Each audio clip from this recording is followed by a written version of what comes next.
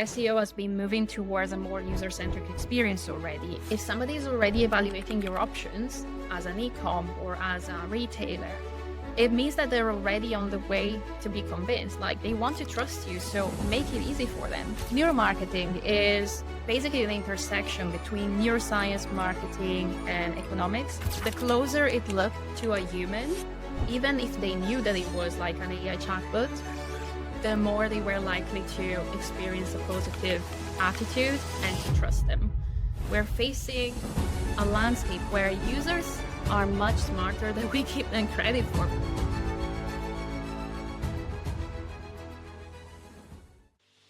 Do you feel like your website traffic is kind of in a slump right now? Or maybe over the last couple of weeks or months, it's actually dipped quite a bit and you cannot figure out what to do next? Go to fireusmarketing.com/meeting to schedule a free meeting with me where we can look at your website, talk about your frustrations, and see if there's anything that I can do to help you out. The meeting is absolutely free. There's no strings attached. If I can help you, I'd love to. Again, go to fireusmarketing.com/meeting. We'll talk to you soon. In today's episode, we're joined by Giulia Panozzo. Giulia is a neuroscientist turned marketer who leverages her academic background to explore what drives customers to trust and buy, and the biases that influence information and processing and decision-making. She founded Neuroscientive, a consultancy and training venture to help businesses understand their customers more effectively. In today's episode, we'll talk with Giulia about neuromarketing and the psychology that can lead to great SEO. Welcome to the show, Giulia. Thank you so much. Yeah, I'm very excited to have you here. As you and I were talking about different topics to talk about, I know you've done lots of podcasts in the past, and I know you're a part of some pretty awesome groups and stuff. And so as we were discussing what topics to go over, and you brought up this, it immediately triggered something. I was like, this seems important, and I don't know a lot about it, so I really want to talk about it. So I'm very excited that you've decided to join the show and teach us about neuromarketing and what you do with that and how it relates to SEO. So before we jump into that, the meat and potatoes of stuff, the question and answer, I want to get to know you a little bit. So tell me about yourself. So where are you from? Where'd you grow up? What do you want to be when you were little? And then how'd you go from there to getting to where you're at now today? Okay. So it's been quite the journey. I come from Italy, specifically a tiny village called Tresche-Conca, which is in the mountains. 500 people, everyone carries the same surname, like Panozzo. So yeah, very small community. And when I was little, I remember distinctively I wanted to be a doctor, and specifically a brain doctor. So I kind of got there to some extent, but what I imagined when I was a kid was I would be a neurosurgeon, or like what is actually a neurosurgeon. And I think there wasn't anyone in my family that was specifically trained to be a doctor or anything. So to be honest, I think I credit this to my mom being obsessed with George Clooney on ER. You know that there was like this TV show. It was called ER in Italy. It might have another name. So yeah, she was obsessed with that. So I would watch it. And I think that's where I wanted to be a doctor, and specifically a brain doctor. And then went to school, didn't think any of that. I think it became very apparent throughout my childhood that wasn't necessarily the way that was going to go, because I developed a massive hemophobia. So I cannot be in the sight of blood. So yeah, the medical career was not really for me, I guess. Yeah. And then I went through a bit of a rough patch when I was a teenager. So I started therapy then. And that's where I learned the power of the brain, like without having to operate surgically. That's where I learned about neuroplasticity and challenging behaviors and challenging mental schemes, but also the sort of connections and the signals that the brain sends itself. So I thought that was really fascinating. And that's where I kind of steered my education later on when I went to university. So yeah, I moved on to study psychobiology for my bachelor degree. And then I moved on to my master's in cognitive neuroscience and clinical neuropsychology. And I work in labs, across several labs, really, mainly researching attentional, social, and motor processes. And I think the word of research was something that I really wanted to pursue Um, I found it challenging though once I moved to the UK, um, because I came here very driven, but I came on a scholarship. It was, it was called the Erasmus project. It was something that's granted by the European Union, and at the time the UK was still in the European Union. But it was basically a scholarship to keep on training in a lab. And um, I think my scholarship was for 6 months. The money ran away super quick because obviously the Italian money is not London living standards. Um, so then I stayed for a while unpaid, but obviously I had to find a job. And so, I started working in a bar as usual. In the meantime, I started looking at PhDs, but I really like London and I was adamant that I was going to stay in London. And I think I underestimated the competition that there is to do. So everyone wants to do, to study in London and to do a PhD in London. Um, so yeah, I kind of gave up. But I found a job as a translator for fintech company, and so that's where my marketing career started. From translator, they moved me to SEO. They were looking for somebody like an SEO intern. And then, yeah, I built my tiny blogs and started working in agency as an SEO executive, then SEO manager, then moved on client side. And now I'm still full time an in-house director of customer acquisition for a global marketplace, but still pursuing my venture as a consultant for neuromarketing. So yeah, a very convoluted journey, but I never lost the spark for studying the brain and especially studying how decision making goes beyond what we can actually perceive in somebody else. I stay curious, and that's something that I carry on in my venture now with neuroscience. Tell me about the blood phobia. Like, you didn't know you had it before, and then all of a sudden you're like, "Oh, this isn't gonna work," or is it something that happened later, or you always had it and just didn't know it? Like, how did you discover that?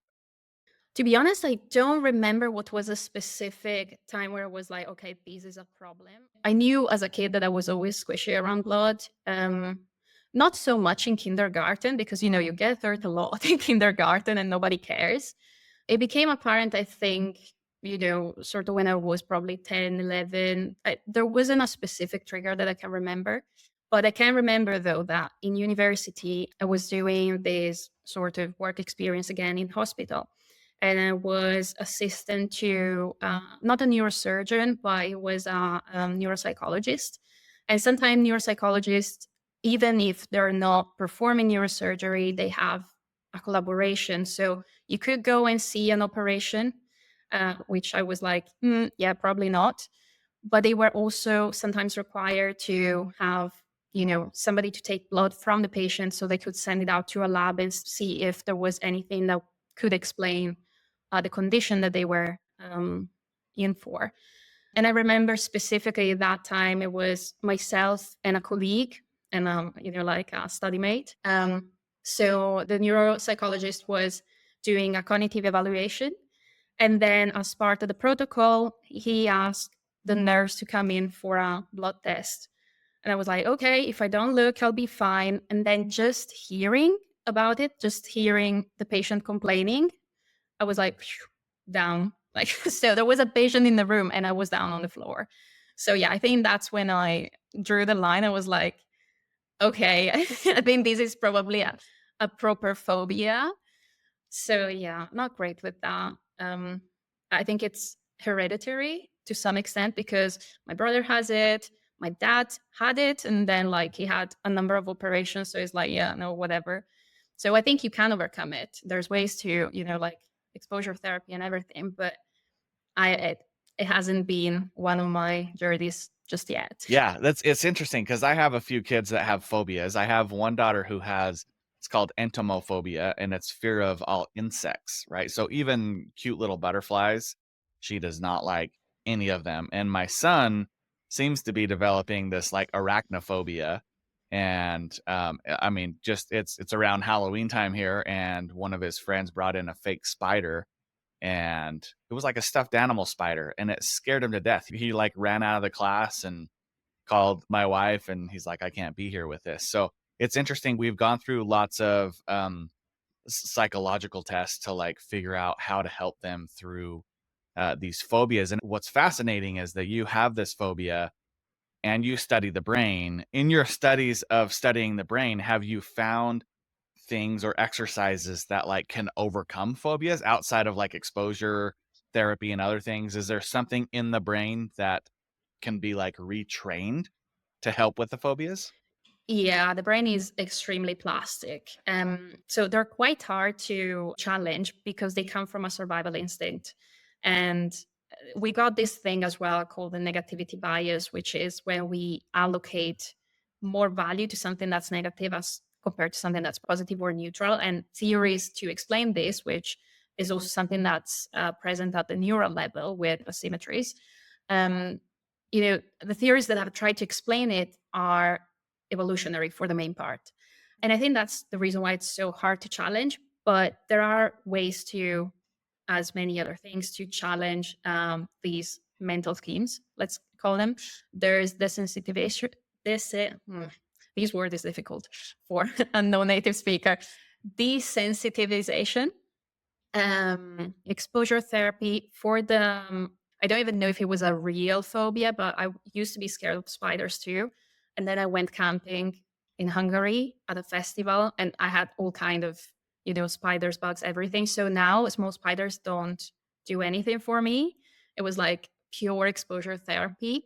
But I think, the brain is this predictive machine that goes to the most likely scenario as we train it.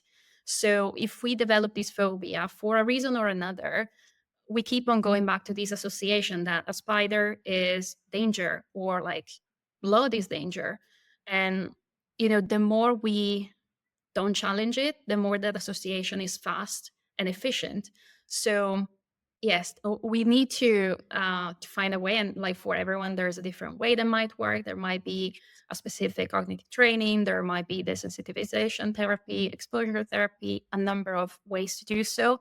But yeah, to keep in mind that the brain is extremely plastic and can learn everything at every age. Yeah, you said something there that really stuck out to me is like with the negativity bias. It's almost like your brain, it does natural things all the time, whether it's evolutionary, whether it's just natural, whatever. But it's like you have this bar of average. And if you don't challenge it to go one way or the other, it'll just continue to do that. Right. So, if just like you said, if you're afraid of spiders and you don't challenge it, your brain becomes stronger in the belief that you are afraid of spiders. And so I think it's important to look at like from a phobia standpoint, but also from a marketing standpoint. On the flip side, we are able to create these experiences for people who, without knowing, end up going left because we want them to go left or right because we want them to go right. And so I'm real excited to dive into the marketing part of this, um, the podcast here. But before we jump into the tactical side, what are you currently working on that excites you? So you wake up in the morning, you're like, man, I cannot wait to go and do this thing. What is that for you right now? Okay, listen up real quick. I promise I'm going to get you right back to the episode. But are you frustrated that your product or service isn't getting the right amount of visibility it deserves online? If so, and you want my help guiding you through the SEO optimization, go to fireusmarketing.com/SEO to get my free SEO guide. Talks about all levels of SEO: local SEO, regional SEO, national SEO, and international SEO. It should give you everything you need to optimize your website at a basic level. If you'd like help beyond that, feel free to hit me up at fireusmarketing.com. I'd be happy to jump on a call and talk through your needs. Now let's get back to this episode. So at the moment, obviously, because it's still on top of my current full-time job, I have limited time to do client work. But what I do is a lot of research. So I've got a number of talks that I've got ready and that I'm like developing. But I think there's a couple of projects that I'm mostly excited about. One of them is I'm launching with two colleagues of mine. I'm launching corporate trainings, neuroscience based trainings, and those span not only on marketing, but also using neuroscience to, for example, enhance personal wellness and professional development. So that's really something that I'm excited about. We're also partnering with universities so that we can have access to more tools.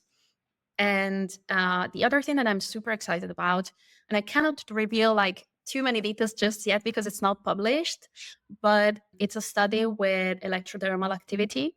So basically, what I'm trying to show, and this relates to marketing, is specifically how people react to a marketing stimulus that's of one kind versus another kind. Obviously, there are control situations, and I'm trying to prove an hypothesis. And what I'm hoping to achieve is to prove that there is a substantial difference between one type of stimulus and another.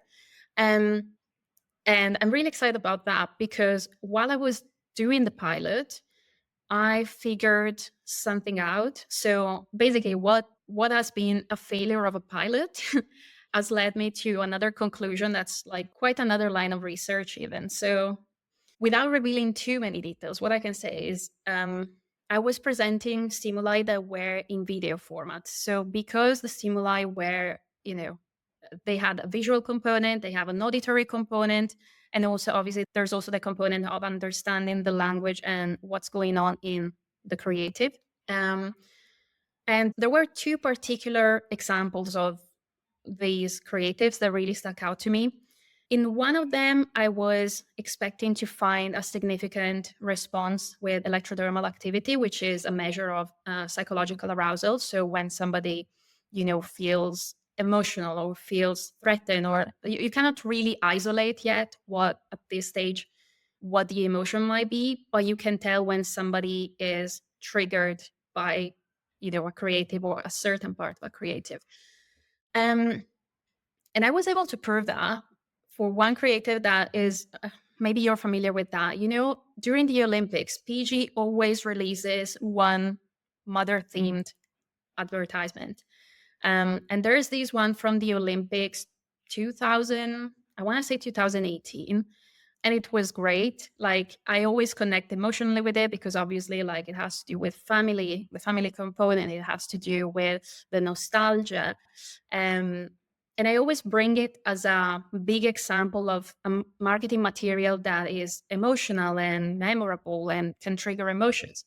And that was the case for the electrodermal activity. However, I paired the quantitative component, so the study of what, the electrodermal activity was showing, with a questionnaire. And basically what the person in question said about this ad was like, I don't think she used the word triggered, but she says she noted this creative in particular because she really doesn't like PG because of some work practices. And that really stuck out with me because I'm like, okay, we can isolate certain responses, but we can never tell the full story unless we really go and look for it. And even emotional experiences, we can sort of forecast based on the data that we have, even at a neural level, but we can never tell from a personal perspective in which way they're going to be skewed. And the other example is this other ad that to me was supposed to be the control and was supposed to be very plain, do not display an electrodermal activity. And for one participant, the activity went up.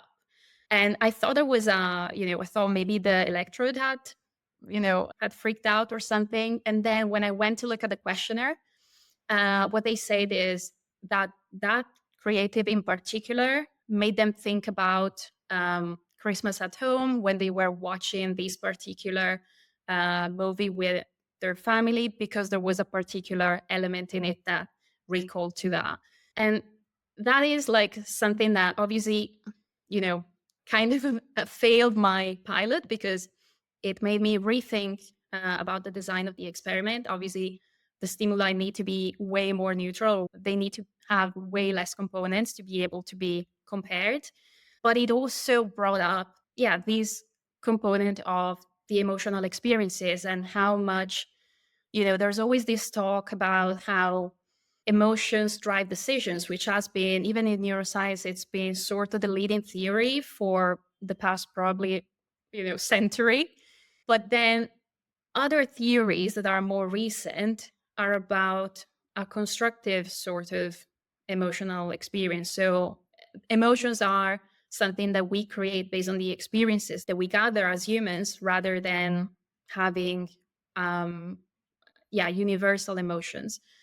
And I think this is exactly the union of these two theories. It's the display that we do have emotions that are common to everyone, that we display as a neural activity that's different from a baseline. But then there's also emotions that are triggered by something that we've experienced and somebody else hasn't. So yeah, it's another rabbit hole, but it's something that's really relevant right now, even in the conversation, not only in neuroscience, but also in marketing, because we're always challenged to make material more memorable and full of emotion. But how can we really tell that what's working for one person will work for another? So yeah, it's really interesting. Yeah, it's a funny situation to be in the marketing side because we're constantly, rebuilding ads and rebuilding landing pages and redoing the title and metas and trying to get at least the majority of the people to react in one way or another. Um, so that's a perfect segue into the tactical side of things. So let's, for a lot of people who are listening, they're probably like me. Neuromarketing is a new word. So maybe at a high level, can you explain what neuromarketing is? Yeah, sure. So, well, neuroscience is the study of the brain and the nervous system in the attempt of understanding, the processes of attention, decision making, motor processes, and everything that goes on at an overt level. The closer it looked to a human, even if they knew that it was like an AI chatbot, the more they were likely to experience a positive attitude and to trust them. So it's this discipline that's quite wide and tries to understand processes of decision making and persuasion at a deeper level than what we would normally see with measures that we can gather via Search Console or like even UX or CRO studies. So it looks at neural activity and it looks at cognitive biases, for example, and applies this insight from brain science to marketing to better understand what works as a marketing stimulus. So let's talk through the SEO portion. So explain how neural marketing principles can actually better the overall SEO experience. Yes. So if we talk about SEO in particular, I think it's quite evident right now that we've moved on to a search experience that's not the SEO that we were seeing, a few years ago. Um, Even then, like if we look at the algorithm updates, right?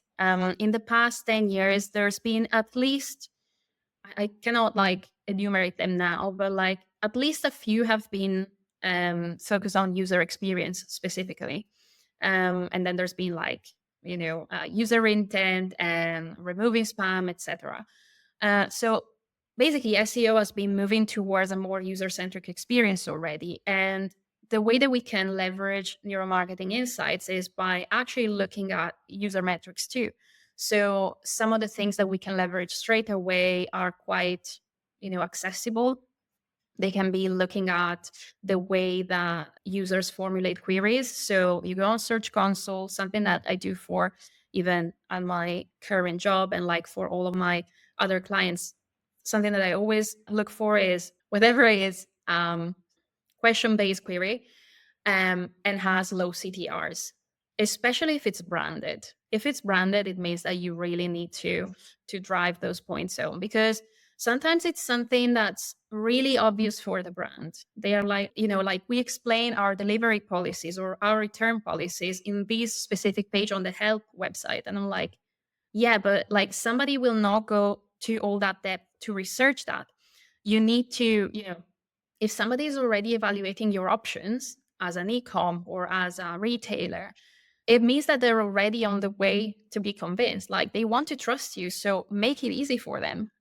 Make those policies more evident. If we see how long does it take to get my item and the CTRs are really low, what are the size conversions, for example? International websites are big on this and there's no size conversion available.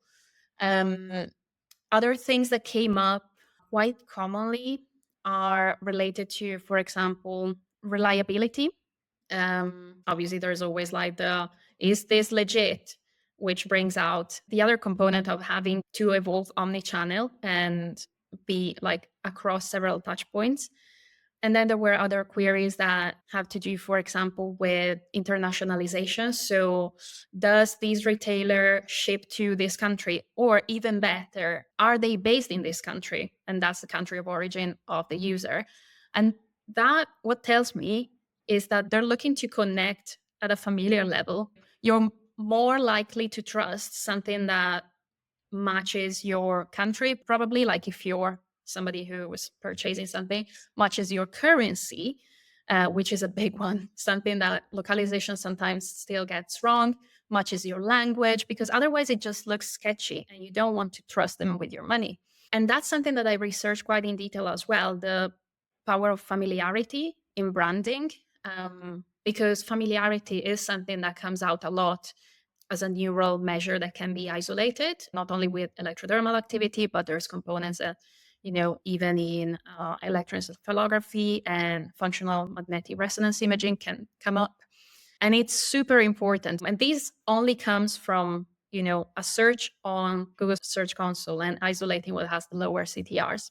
But then if we want to go a bit more in depth, there's, for example, Microsoft Clarity as well. It's a free tool. A lot of UX people use it, and now it's getting a bit more recognition even in the SEO world, because it's a bit more accepted that SEO and UX are actually trying to reach the same goal. So yeah, Microsoft Clarity gives you the heat maps and scroll maps. So it's really useful, especially to understand what content might be missing, what are maybe rage clicks, so a button that's not working, a CTA that does not lead the person to where they're supposed to be. There's so many little things that tend to be overlooked and then are just the segue into the other part of the experience, because SEO historically has been about reaching the user and bringing them to the website, but it's actually about the entire journey. We cannot even afford now to lose people along the way. And even Google has been very vocal about that. There was this study that they released called the Messy Middle Report Study. They run these report across a number of users. I don't remember how many, several thousands, but what they isolated was the consumer behavior for all of these users and what the biases that were driving the purchase were. And the ones that they isolated were category heuristics, the power of now, social proof, scarcity bias, authority bias, and power of free. Then there's a number of biases, obviously, that cognitive biases that go into any sort of decisions that we make. However, we can really see these 6 here that they mention, even in their guidelines.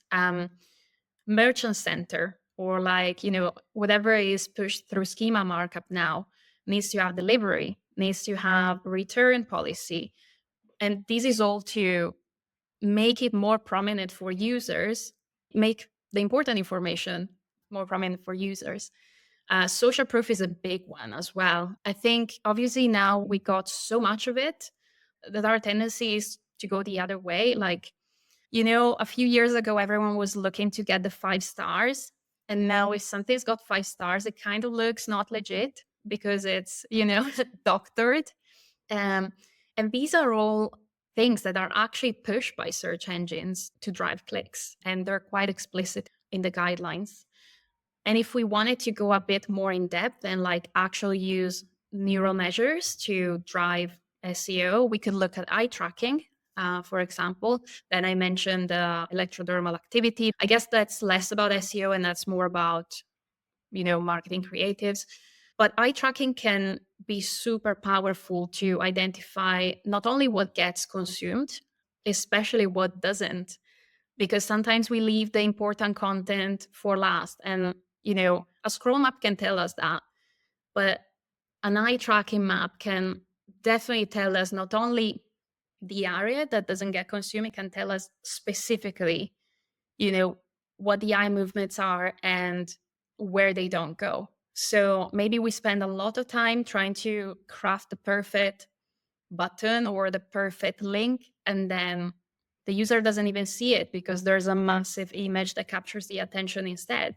So yeah, it's all of these measures that can be combined. So it's interesting. You brought up three different tactics and different tools. So Search Console, obviously a big one, looking for questions and ways for people to enhance their content. You talked about clarity and using heat maps, and that's where people click. You also brought up tracking eye movement. Are there specific tools you would recommend people use? And if I'm correct in this, a lot of those tools you have to like get permission. You pay people to come and there and say, "Hey, go analyze our website." And then they're aware that it's tracking their eyes, but you can see where it goes. Are there tools specifically or services you'd recommend for people to dive into the eye tracking portion of things? Yes. So if it's a business that has a lot of budget, Toby is the leading sort of eye tracking tool. That's basically research level. Otherwise, WebGazer is browser based. It's something that's free. It's a snippet of code to put on the website. Obviously, relies on the consent of the person that goes onto the website. So there's always this element of the user knows they're being analyzed, so might not be the most organic experience, but still does. So I think it's matter of crafting the task in order not to give out too much about what you're trying to achieve or to study. Those are the two that I would recommend. There's also, I tried Real Eye. I think that's a paid one though. I tried their free trial. Um, and yes, I think those were the ones that I most commonly came across. Perfect. Um, so a lot of the people who listen to this, they're business owners or they're up and coming marketers. And a lot of the business owners that I've worked with are somewhat new to marketing. They sent off their website to a developer and said, go build this. They build it, they come back, and then later on they think about marketing. So if we look at it from a new perspective, maybe the website's been around for a while, but doesn't have a ton of data or a ton of marketing happening on it. And we're recommending that they go to Google Search Console and look for things that have already been searched and optimize around those. What about people who maybe haven't had Search Console installed on their website or don't have that tracking yet and they're just starting? Are there any like key psychological triggers that businesses can use in their SEO copy to drive action and engagement? Yes, I would say so. There's the power of cognitive biases, but it has to be used carefully in the sense that, like, we tend to think about cognitive biases as tricks that we can use to get the user to do whatever, but it's not really the way it works. I think cognitive biases are, systematic errors in judgment that can affect the way that we process information and make this decision making. However, they have more to do with an earlier stage of the journey. So, what I mean by that is there's attentional biases that are, for example, related to the way that we are more attracted to something that's moving. Like, when, I don't know, you're reading something, you're reading an article, and then there's a pop up button, then your attention goes there.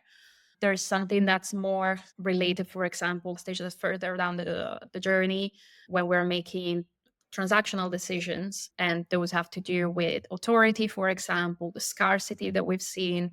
And we can expand a bit more on these ones as well. But I think what's important to remember is that at every point of the journey, you can use some of these techniques, but you can't overuse them.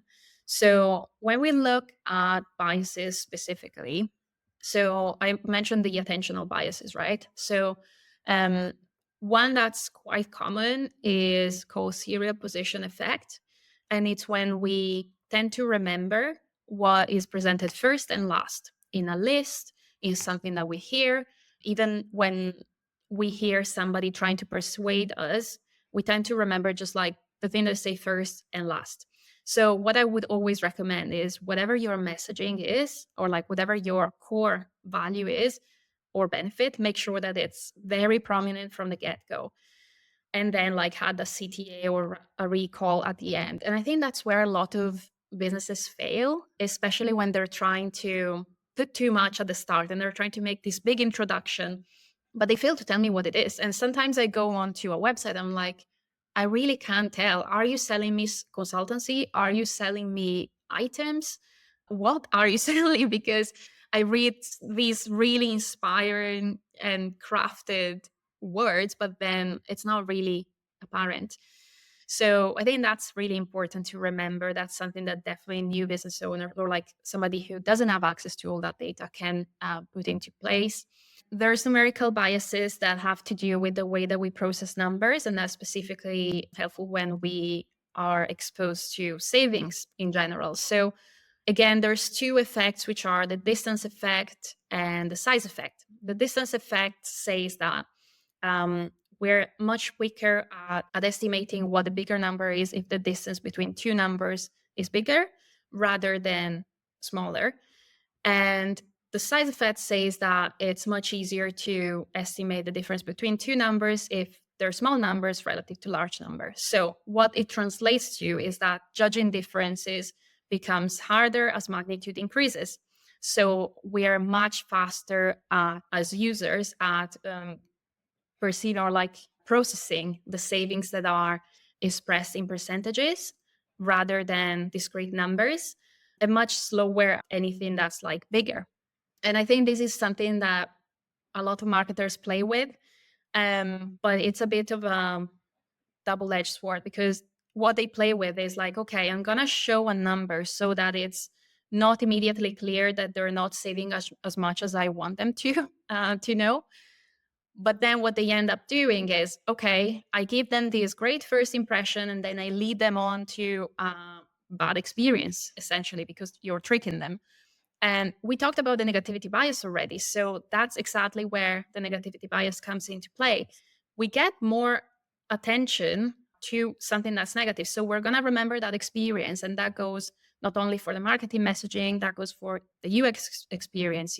Sometimes I might land on a website, have a great experience, and then the payment doesn't process. There's a 404 page, something like that.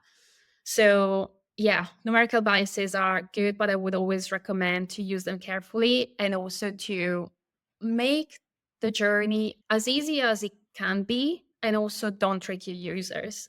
Because again, like we talked about how cognitive biases are something that are quite powerful to drive attention, but at the same time, they might drive away the actual trust. So yeah, and then there is, other sort of biases that come into play when it's a stage of the journey that where the user has already invested time and resources going into evaluating the options. So we're moving on to the parts of heuristics, so rule of thumbs that we tend to make decisions with when we have potentially a number of infinite options to choose through, and everything, like we cannot possibly analyze every single outcome. So we tend to rely on these rule of thumbs. And a few of them are, for example, scarcity. We've seen that already. So that's when we apply, you know, I don't know, for a new business might be, okay, limited time offer. I'm going to have my consultancy services 50% off for, the month of October. I'm not saying that's infallible, because sometimes it's overused. And again, we're facing a landscape where users are much smarter than we give them credit for, because we've been exposed to digital marketing for a while now. And I feel like even people who don't work with digital marketing have become more savvy and have become more discerning of what marketers are trying to do with them. That's why we're also moving away, for example, from influencer reviews. People, especially Gen Zs, there's actually a report on that, but they tend to just skip away if there's a product ad on TikTok, for example, or if it's an ad that's not disclosed, then massive backlash, not only because it's illegal, but also because it loses trust. Risk aversion is a good one for SEOs and new businesses alike. We tend to not want to lose. So if we have two options where similar returns are expected, but there's one option that kind of saves us the hassle and like is a little bit safer, we tend to go with that. For example, that translates to the free returns. How many times do we actually return the item? I guess a lot of us do at some point eventually, but we tend to underestimate probably the power of free returns. There's also adding a protection to your purchases, for example. Maybe we don't go for the saving option if it's protected by some kind of free cancellation policy. So definitely something that new businesses maybe can do, 100% satisfied or your money back guaranteed, something like that. And then we talk about familiarity as well, something that comes into play when we have to do with international locales then. Not only making sure that we have everything in place, you got your language check-ins, you've got your currencies right, but also that you actually connect with the culture. Sometimes, you have global brands going live with a back to school campaign in, could be July maybe in one country, but then in Italy we start in September. Like people are at the beach, in July.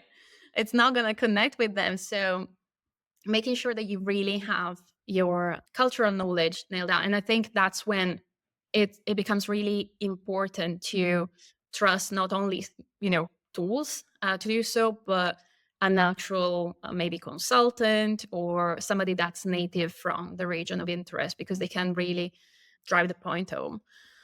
And finally, the role of emotion in all of this. I feel like we kind of touched on a lot of them today. We talked about staying away from the negative emotions, but also how do you make your brand memorable and standing out if, there's something that there's potentially a number of other options that are competitive. So it's creating emotional experiences. And sometimes it doesn't have to do with like presenting this big banging presentation or like cracking out jokes at every point during your pitch. It has to do with connecting at a genuine level. It's like, okay, I'm not trying to scam you. I'm not trying to oversell to you something that's not valuable. And I think it's really showcasing the value of your work, where you come from, what you've done to achieve those results, and to be able to have that experience that you're showcasing or like that you're bringing to the table, and make them trust you. I think trust is the biggest asset of all really in marketing, because now we got a crisis of trust. There's AI content, there's a tons of websites that promise something and then don't deliver. I got scammed recently as well by a TikTok shop. So we're not immune to that. And trust really is what seals the deals, and positive experiences have shown to correlate with the perceived trust. And the last thing I will say about that as well, because we touched about AI, there's this amazing study that I really want to try on my own website, um, with AI chatbots. And what they've seen is that the attitude and the disposition to share more personal information was greater when the chatbot had more anthropomorphic features as compared to, a robot. So the closer it looked to a human, even if they knew that it was like an AI chatbot, the more they were likely to experience a positive attitude and to trust them. And I think that's a really powerful point to showcase that we're humans, we want to be connected to other humans. And even in the age of AI, I don't think that there's something that can replace that. Yeah, I think you're spot on. When I get on and I chat, I mean I go like next, and then I say agent, agent or representative or whatever. Same when I call into the bank, it's like, hey, I can help you. And I'm like representative, and it's like, okay, we'll get somebody over to you because I'd rather talk to a person, especially when it has something to do with my data or my finances or something like that. I would rather talk to a person, and I think part of the reason is trust. I think authenticity, everything that you've mentioned. The other thing is, I just don't think that the chatbots are smart enough to understand the full context of my question a lot of times either. So it takes more time to ask the question in a specific way as opposed to just talking to somebody up front. But lots of really good information in that section. Um, yeah, so much good information. So I appreciate you diving into that. Where do you see the future going in neuromarketing and SEO? So, I think it's going to become more and more integrated. I think now there's also a lot more people speaking about the role of psychology into SEO, and there's a lot more people coming from a UX perspective that dive into SEO and vice versa. So I think it's going to become more integrated. And I think it's, neuromarketing is still quite new, and sometimes it gets quite a bit of a bad rep because there's bad actors, really, maybe like bring, you know, something that's not completely legit to the table, or like they talk about something that's not really backed up by science. So yeah, one example of that is like this theory, the reptilian brain. It's something that we used to think about when, or like that we used to believe in back in the day, but then even neuroscience has evolved so much, and there is always new research that brings out new elements of the brain. I think neuromarketing is going to get a lot more attention. I think it has already gotten quite a lot in the past few years, but especially with advancement in AI, it's going to be much more easier to start predicting neural responses based on certain elements of a content. Again, there's only so much we can do with those because we need to match them up with the actual experiences of the user. But I think it will have a role into determining where attention and where decision making, it will have a role in determining where the attention goes during certain creatives and certain parts of the website, but also what creatives make the most difference, or what creatives are the ones that drive the most sales potentially. So yeah, it's going to become a more integrated part of SEO as well as we evolve into a new search experience. Because even now, if you look at the SERP, it's not what it looked like even last year. Last year, it was something really different. And that's what I'm finding difficult to explain to somebody that doesn't work in SEO. It's like right now, what was position 3 last year, right now is what, position 13, because you got your sponsored content, and then you got your carousels and a number of other things, and everything catches the eye of the user. So I think that's also, as we move on with the search experience, also search behavior will obviously change, and whatever is relevant now will not be relevant in the future. And that's where neuromarketing can give a bit more detail into how we evolve and how we strategize to capture the user and also hopefully make them trust us. Absolutely. Julia, I really appreciate you taking the time to enlighten us today and teach us about neuromarketing and neuroscience. I'm excited to see how some of the studies are going to turn out that you're working on. I'm excited to see how your consultancy evolves and becomes more important in the marketing world. And I really think that it will. I think that, especially in the SEO world, we see evidence of experience being a huge part of SEO, and I think that we need neuromarketing to help with that experience and really bring out the authentic value that people are looking for, just like you had mentioned earlier. So I really appreciate you taking the time to jump on and teach us today. Thank you so much for having Yeah, me. absolutely. And to everyone else who's listening out there, we'll talk to you guys next week.